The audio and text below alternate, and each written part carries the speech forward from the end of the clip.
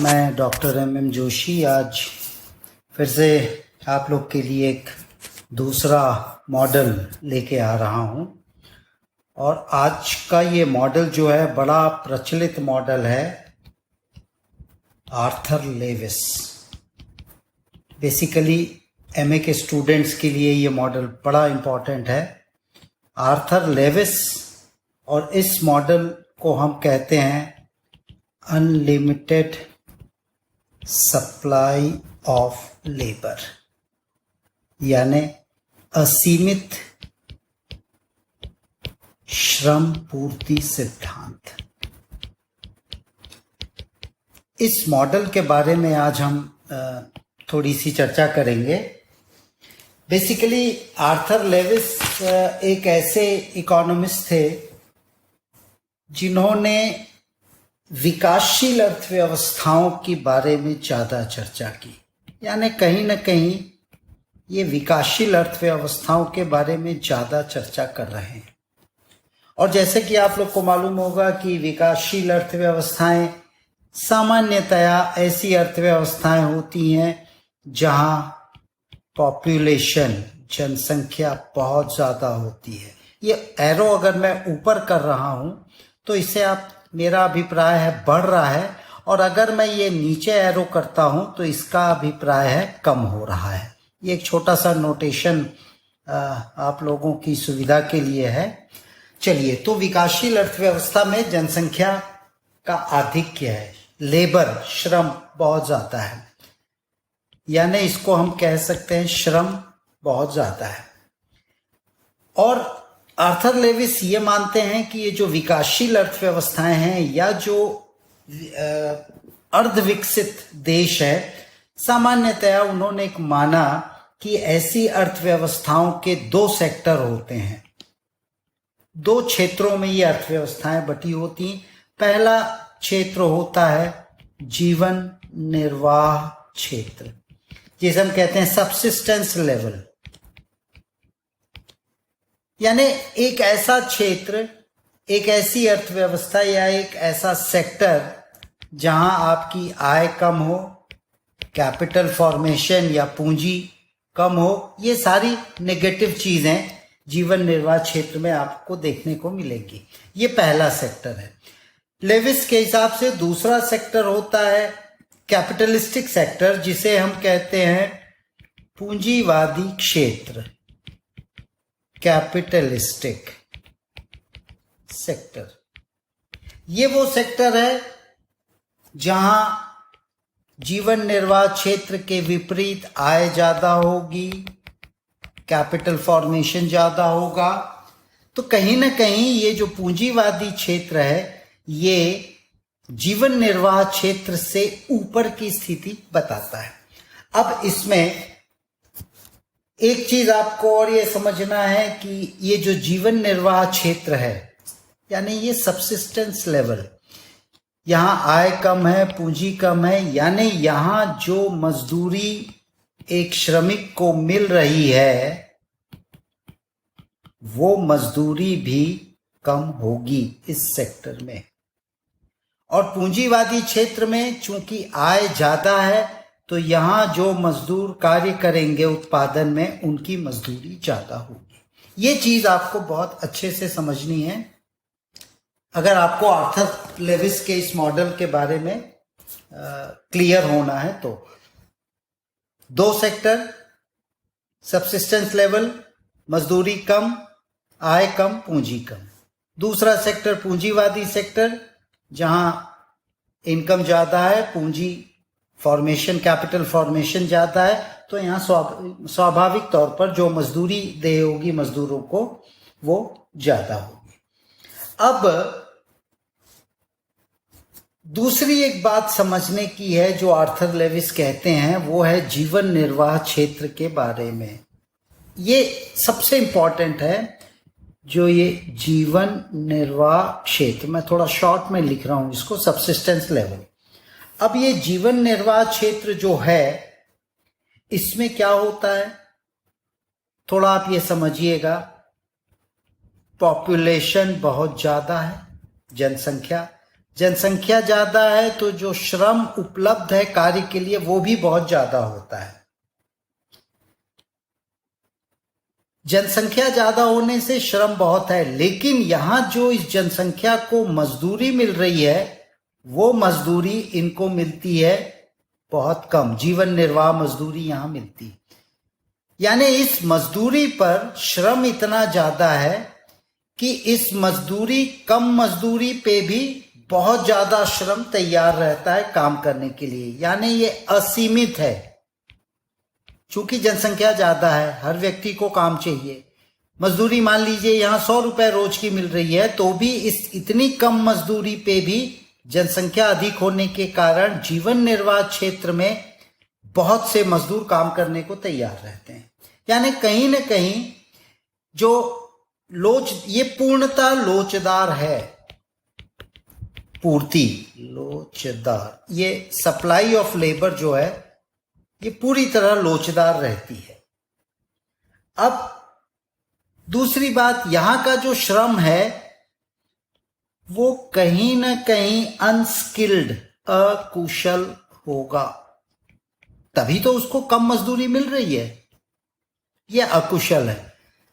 यानी इसमें आपको यह समझना है कि एक सेक्टर हमने लिया जीवन निर्वाह क्षेत्र। इस जीवन निर्वाह क्षेत्र में जनसंख्या ज्यादा, श्रम की आपूर्ति बहुत ज्यादा, यद्यपि इनको मजदूरी कम मिल रही है, बावजूद इसके पूर्णता लोचदार होती है श्रम की सप्लाई। ये श्रम अकुशल होता है। अब यहां पर आर्थर लेविस का पूरा मॉडल जो है इस सेक्टर से रिलेटेड है। चलिए इसको मैं थोड़ा ऊपर ये रब कर दे रहा हूं ताकि इसका एप्लीकेशन अब हम आपको शेयर करते हैं। अब आर्थर लेविस ने यह कहा कि किसी भी तरीके से, अब इसको समझिएगा, जीवन निर्वाह क्षेत्र ये एक सेक्टर है अर्थव्यवस्था का। इसकी विशेषताएं आपने देखी, श्रम बहुत ज्यादा और मजदूरी बहुत कम, असीमित सप्लाई है श्रम की। लेविस ये कहते हैं कि किसी भी तरीके से अगर यहां के लोगों की मजदूरी बढ़ाई जाए, यानी मजदूरी बढ़ा रहे हैं यानी कहीं ना कहीं ये जो अकुशल श्रमिक है इसे कहीं ना कहीं हम थोड़ा सा कुशल ज्ञान दे देते हैं और ये कुशल बन जाता है, तभी तो हम इसकी मजदूरी बढ़ाएंगे। अगर हम कुछ श्रम को यहां जीवन निर्वाह क्षेत्र के अकुशल से कुशल बनाते हैं और उनकी मजदूरी बढ़ा देते हैं, तो ये जो श्रम है जीवन निर्वाह क्षेत्र से, ये श्रम चले जाता है पूंजीवादी सेक्टर में। यहां हमें कुशल श्रमिक चाहिए और यहां कहीं ना कहीं उनकी मजदूरी थोड़ी ज्यादा होगी। तो धीरे धीरे इस सब्सिस्टेंस सेक्टर से हमें कैपिटल सेक्टर की ओर श्रमिकों का मूवमेंट करना है।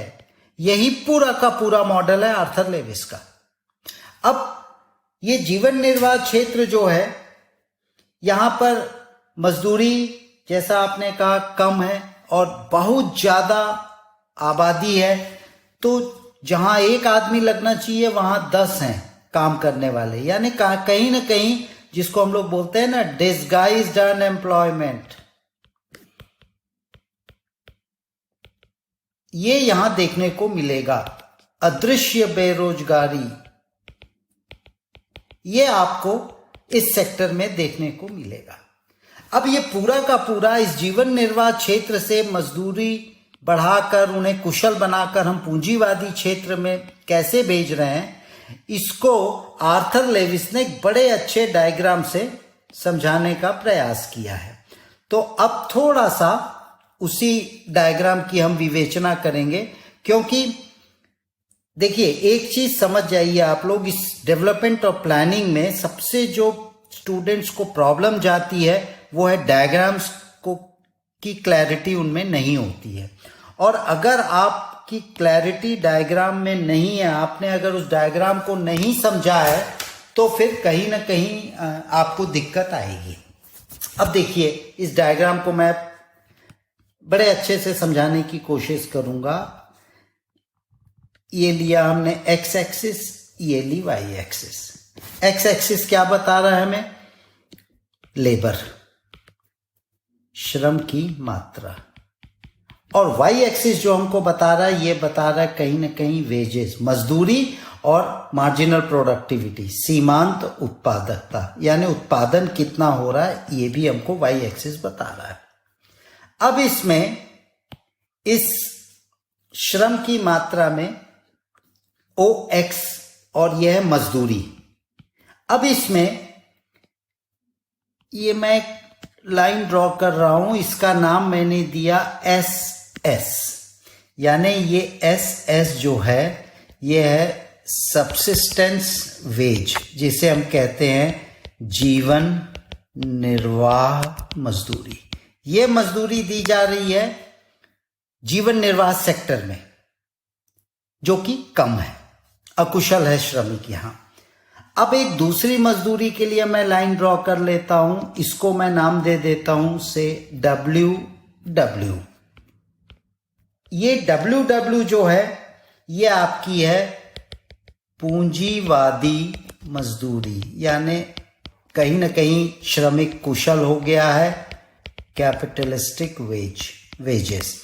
और ये मजदूरी ज्यादा है OW, आप देखेंगे ज्यादा है OS से, यानी ये OW में जब श्रमिक पहुंच रहा है, पहले वो OS पे काम करता था, यहां से हमने उसे कुशल बनाया और धीरे से वो OW स्तर पे पहुंच गया है।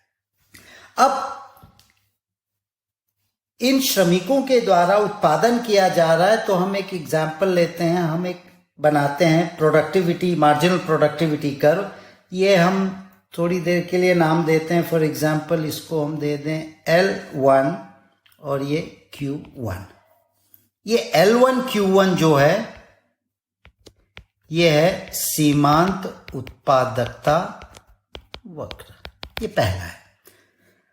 अब आप देखिए थोड़ा श्रम कितना लग रहा है वो हम कैलकुलेट कर लेते हैं। ये श्रम है ON1।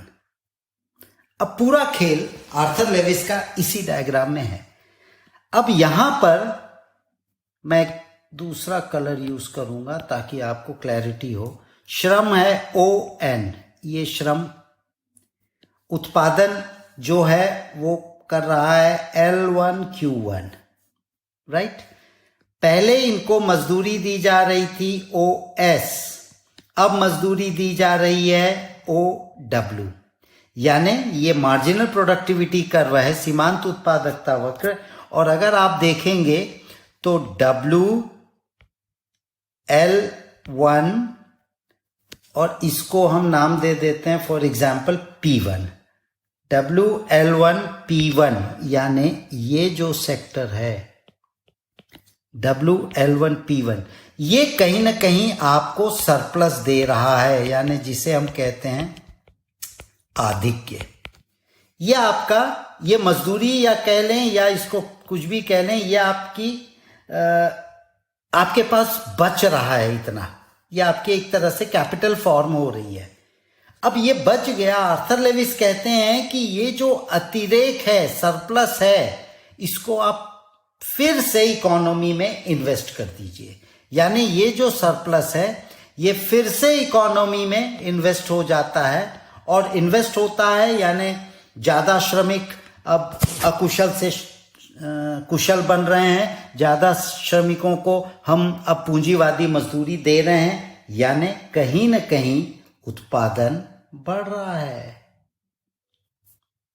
अब ये उत्पादकता वक्र यहां पे हो जाता है L2 Q2, ये P2।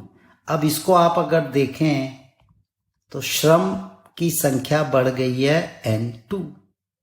अब अगर आप देखते हैं तो यहां पर जो अतिरेक है, सरप्लस है, वो है L2 P2W, ये आपका बन गया अतिरेक, जो बचा है सरप्लस। बाकी आपने मजदूरी दे दी, ये इतना बच गया आपका। तो ये बढ़ते जा रहा है, पहले ये इतना था, अब ये बढ़ गया है। तो अब अतिरेक बढ़ गया है, तो फिर से इसको आप पुनः अर्थव्यवस्था में पंप इन कर दीजिए। तो सीमांत उत्पादकता आपकी बढ़ गई L3, P3 और ये Q3। अब आप देखिए ये श्रम की संख्या बढ़ गई है N3 पर। अब यहां जो अतिरेक है, ये अतिरेक क्या हो गया है, L3 P3W, यानी ये पूरा सेक्टर आपका सरप्लस हो गया है। ये पूरा सरप्लस है और ये बढ़ते जाएगा। पहले इतना था, फिर ये और बढ़ा, फिर ये और बढ़ा। तो जितना बढ़ते जा रहा है ये, उतना आप अर्थव्यवस्था में पंप इन करते जाइए। तो जैसे जैसे आपका ये सरप्लस जो है ये अर्थव्यवस्था में डाला जा रहा है, आप क्या देखेंगे, इधर उत्पादकता बढ़ रही है और ज्यादा से ज्यादा श्रम, यानी जो श्रम आपके पास है, जो श्रम का आधिक्य है, यानी कहीं ना कहीं विकासशील अर्थव्यवस्था, पॉपुलेशन बहुत ज्यादा, पॉपुलेशन में होने के कारण डिस्गाइज्ड अनएम्प्लॉयमेंट बहुत ज्यादा, अनएम्प्लॉयमेंट बहुत ज्यादा।